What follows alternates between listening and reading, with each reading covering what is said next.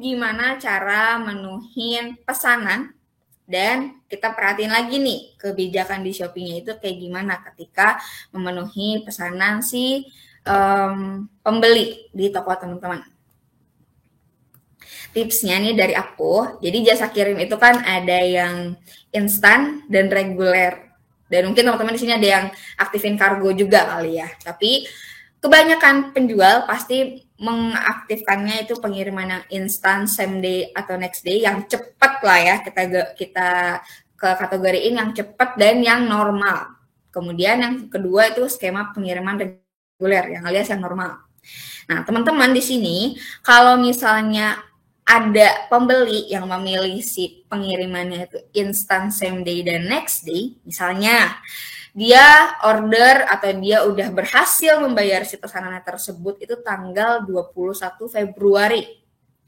Terus teman-teman maksimal banget itu besoknya harus udah atur dan dikasih si jasa kirimnya.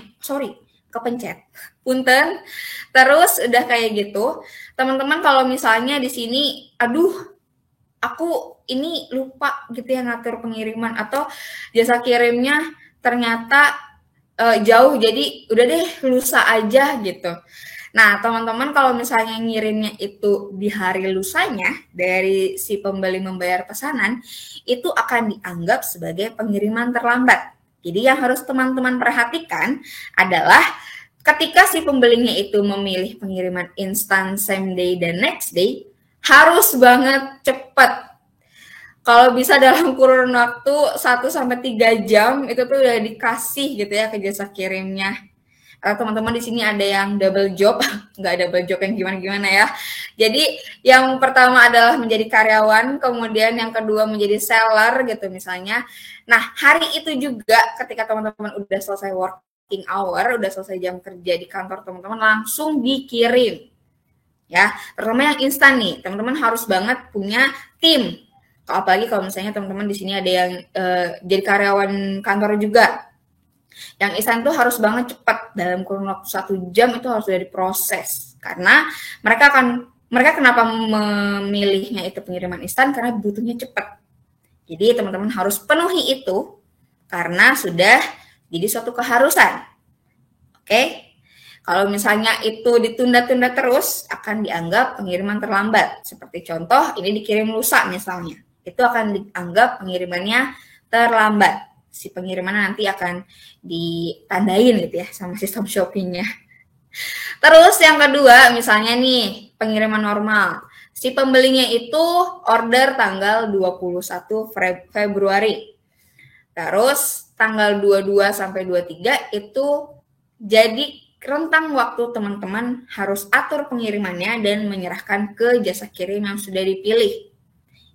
Ini beda-beda, biasanya ada GMP, si cepat, ada antar aja, dan lain sebagainya. Nah, pokoknya dalam 2 hari itu harus banget teman-teman proses. Ya, kalau tips dari aku, pokoknya dapat notifikasi ada masuk pesanan maksudnya, nanti prosesnya besok nggak masalah, yang penting atur pengirimannya dulu biar nggak di cancel ya teman-teman, karena udah di cancel, kita udah nyiapin gitu misalnya, udah ngecek ke gudang, itu nyesek banget. Terus misalnya teman-teman nunda sampai tanggal 24 atau 25 Februari. Nah, pesanan tersebut akan dianggap terlambat. Jadi waktu teman-teman setelah si pembeli tersebut membayar pesanan cuma 2 hari untuk pengiriman yang reguler. Ya, diperhatiin lagi sama teman-teman, kalau misalnya mau atur pengiriman dan mau menyerahkan ke jasa kirim, ini pengirimannya instan, same day, next day, atau yang normal alias reguler. Oke, nah tips dari aku itu teman-teman tetapkan proses pemenuhan pesanan yang tepat. Bisa dicoba manage lagi nih untuk stoknya. Jadi diperhatiin lagi stoknya. Misalnya teman-teman di sini biasa ngecekin stok yang realnya sama yang di online-nya itu seminggu sekali. Nah, karena campaign agak cepat gitu ya perputarannya, penjualannya, bisa coba lebih sering lagi, bisa 3 hari sekali. Bisa update, kira-kira ini real nggak ya stoknya. Biar kalau misalnya ada yang kosong, itu nggak dibatalin teman-teman. Karena sayang ya, udah dapat orderan terus dibatalin gitu. Kalau misalnya orderan di Tanah Abang ya, kalau misalnya offline kan tinggal beli gitu ya ke toko tetangga. Nah kalau ini kan online, ada suatu ketentuan yang harus dipenuhi dengan cepat dan cekatan gitu. Nggak bisa yang main tiba-tiba minta ke supplier gitu. Dan teman-teman di sini harus banget kelola stok dengan baik. Terus teman-teman juga tetapkan proses pengemasan yang tepat, jadi biar sesuai dengan waktu dan sesuai dengan pesanannya. Biar nggak ada yang dibalikin, dan biar tepat waktu juga sesuai dengan rentang waktu yang sudah diberikan oleh sistem kita. Oke, dan teman-teman kalau misalnya bingung nih ya untuk gimana ya caranya ngelola stok atau dari data pesanan yang udah ada itu gimana ya caranya ngelihat ini kira-kira kapan ya harus request ke supplier lagi. Nah, teman-teman bisa pakai fitur bisnis saya untuk menunjang data penjualan secara menyeluruh yang teman-teman miliki. Terus teman-teman jangan lupa untuk selalu nyalakan notifikasi yang di aplikasi atau misalnya teman-teman di sini nyamannya di PC gitu. Dicek terus, di refresh terus misalnya si seller centernya di bagian pesanannya biar tahu ketika ada pesanan masuk tuh langsung atur pengiriman. Oke. Terus yang tips yang kedua, tingkat sumber daya yang harus memenuhi pesanan pembeli teman-teman itu mungkin ketika udah kelabakan cuma 2 misalnya. Terus pas campaign tuh banyak meriah ratusan orderannya. Terus kelabakan. Teman-teman udah ikut turun ke packingan juga ternyata masih kelabakan. Bisa coba mungkin ditambah lagi sumber daya manusianya. Bisa hire lagi. Kalau misalnya ngerasa cuma campaign aja Kak aku teh ramenya gitu.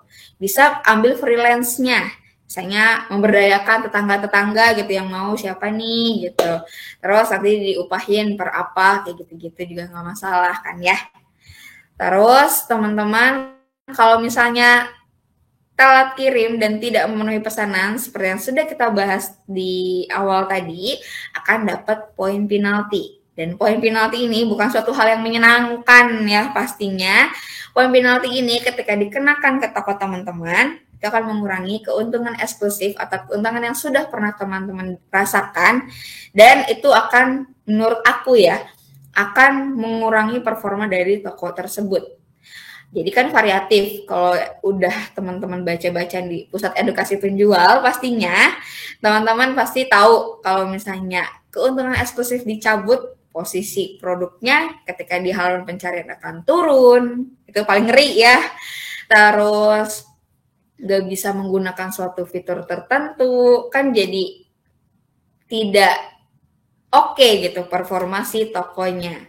Nah jadi teman-teman bisa perhatiin lagi untuk poin untuk kesehatan tokonya biar nggak dapat poin penalti ya. Jadi teman-teman nih seperti yang teman-teman tahu kalau misalnya tingkat pesanan tidak terselesaikan bakal dapat 1 atau 2 poin seperti keterlambatan juga. Dan performa tokonya atau kesehatan tokonya itu akan dievaluasi tiap minggu sama sistem kita. Terus teman-teman bisa cek lagi kalau misalnya seandainya nanti dapat, amit-amit sih tapi ya, evaluasi akan setiap hari Senin dan yuk berusaha untuk menghilangkan si poin penaltinya.